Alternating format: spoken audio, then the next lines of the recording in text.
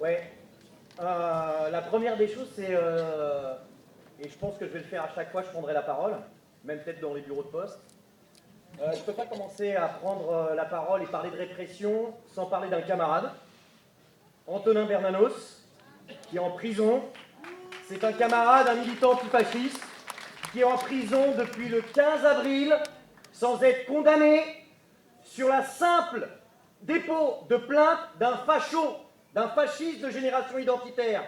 Il faut que ces fachos sachent, et cet État, qui alors que lorsque notre camp dépose plainte, lorsque notre camp est mutilé, lorsque notre camp est blessé, l'IGPN est là pour nettoyer, il faut que l'État, les fachos, sachent que notre camp s'organisera pour faire en sorte que Antonin, Anto, soit libéré, sorte de prison.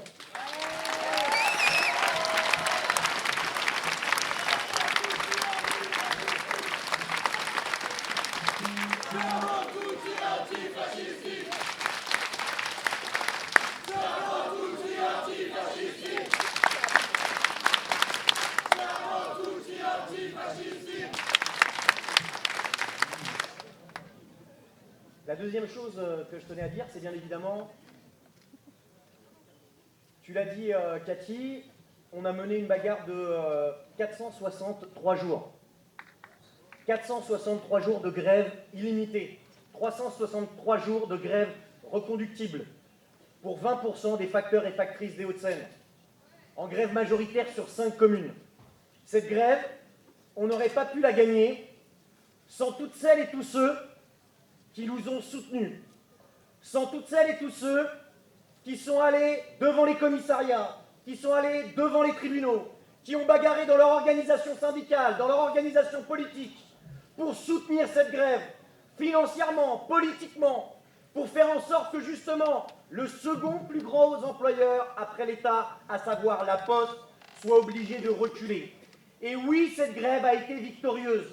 Je vais paraphraser Brahim, notre camarade, qui dit « on a gagné cette grève et c'était pas gagné ». On a gagné cette grève et dans la période actuelle, c'est quelque chose sur lequel on doit prendre appui. C'est quelque chose sur lequel on doit faire en sorte de jour, aujourd'hui, notre camp social, en tirer les leçons. Pourquoi 150 postiers et postières ont aujourd'hui gagné? Et ce n'est pas les seuls. Tu l'as dit, Philomène. Les camarades d'Honnête, les femmes de chambre aujourd'hui, qui bagarrent et qui sont en grève à Ibis, par exemple, mais qui l'ont été dans un certain nombre d'hôtels. Nos camarades de McDo qui sont ici et qui mènent une bagarre exemplaire contre une super entreprise avec un capital énorme et qui ne lâche rien et qui à aucun moment baisse les bras. La question de cette bagarre, et si on l'a remportée, c'est pas juste pour dire on a gagné et s'en féliciter. C'est parce que l'objectif premier qui était celui de la direction de la Poste, à savoir le fait de mettre et de neutraliser une organisation syndicale majoritaire, Sud-Post 92, en pensant liquider son secrétaire départemental, eh bien ils ont perdu là-dessus. Ils ont perdu, ils se retrouvent dans une situation qui a un point d'appui pour l'ensemble des salariés qui aujourd'hui se bagarrent dans les entreprises. Je suis aujourd'hui postier, je me revendique comme postier, je peux déposer des préavis de grève, faire des assemblées générales, accompagner mes collègues, faire en sorte de négocier, y compris un protocole de fin de conflit, alors que j'ai le statut de chômeur. Et ça, on l'a obtenu par la justice, mais on l'a obtenu parce que la grève a imposé ce rapport de force à la justice. Et cette question-là, c'est quelque chose qui, pour nous, est un élément essentiel, un acquis essentiel. Lorsqu'on a le rapport de force, la justice et l'État est obligé d'intégrer ce rapport de force. Lorsqu'on mène des bagarres décidées au travers de l'outil qui a toujours permis que notre camp social obtienne des victoires, à savoir la grève, eh bien, ils sont obligés de reculer. Lorsqu'on dit qu'on a obtenu une victoire, ce n'est pas juste le fait de reculer de restructuration, ce n'est pas juste le fait qu'il y ait des camarades et des collègues qui n'aient pas de suppression d'emploi depuis 10 ans dans leur bureau de poste ou pas de remise en cause de la façon dont ils travaillent. C'est qu'après 15 mois de bagarre, on a enfin, sur la fin du conflit, réussi à faire sortir quelque chose qui est essentiel par rapport au rapport d'exploitation. La Poste nous vole, mais pas juste de le dire de manière idéologique, de le dire parce qu'en fait la Poste est incapable de démontrer comment elle quantifie la charge de travail. Lorsqu'elle explique qu'un facteur ou une factrice à 1 minute 30 pour distribuer un recommandé, et qu'en réalité, devant les juges, devant les collègues, ils sont incapables d'en faire la démonstration. Le discours que l'on donne, nous, en tant que communistes révolutionnaires, sur le fait que la propriété c'est le vol, que les capitalistes sont des voleurs, là, c'est toute une série de collègues, de facteurs et factrices sur l'ensemble du territoire qui peuvent s'en appuyer en prenant notre victoire, la bagarre que nous avons menée, et y compris qui aujourd'hui reflétée au travers d'articles de presse, de dossiers, comme celui qui a permis de mettre un trou à la direction de la Poste, le dossier de Libération, où la Poste elle-même, le directeur des ressources humaines au niveau national, est incapable d'expliquer les algorithmes qui permettent de quantifier la charge de travail de centaines et centaines de milliers de facteurs et de factrices. Et ça fait écho pour d'autres travailleurs, pour d'autres travailleuses, sur la possibilité de, aujourd'hui, reprendre ce qu'ils nous volent. Et justement, puisque j'ai 7 à 8 minutes pour résumer 463 jours de grève, c'est un petit peu compliqué. J'ai plutôt tendance à être un petit peu long. Donc je vais tenter quand même, dans les 2 minutes qui me restent, de pointer un élément qui, de mon point de vue, est essentiel. S'appuyer sur cette grève, c'est pas pour dire « regardez, ils sont magnifiques ». C'est pour donner confiance sur les outils qui sont ceux de la classe ouvrière.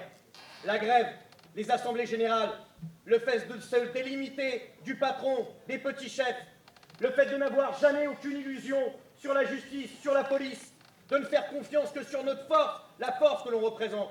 Imaginez si ces 150 libellules, c'était l'ensemble du monde du travail.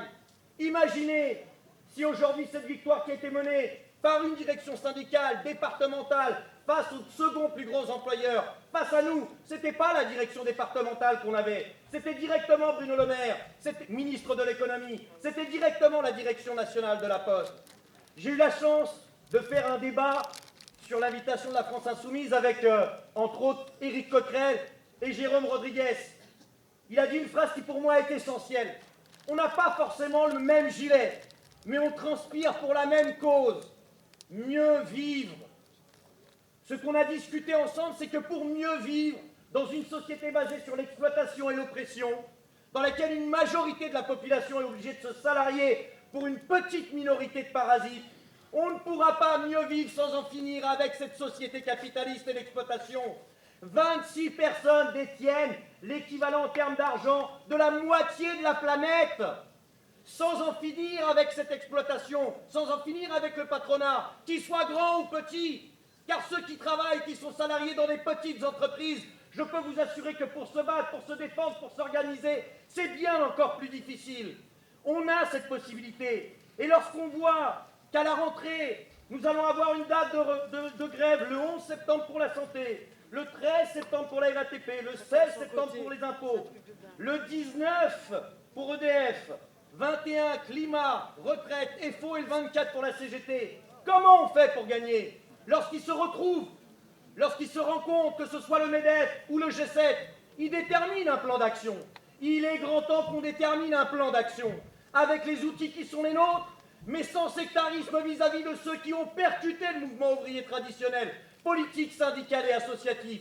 Oui, nous pouvons gagner, mais nous pouvons gagner si nous apprenons du meilleur de ce qu'il y a dans ce mouvement, des Gilets jaunes et du mouvement ouvrier traditionnel. Ça veut dire des mobilisations de masse, une délimitation vis-à-vis de l'État et vis-à-vis de tous ceux qui veulent nous faire tourner en rond dans des manifestations et démobiliser. Nous pouvons gagner, mais pour cela, ça veut dire qu'il faut utiliser le blocage de l'économie, la grève, la massivité des manifestations, le fait de s'opposer à ce gouvernement et à sa politique.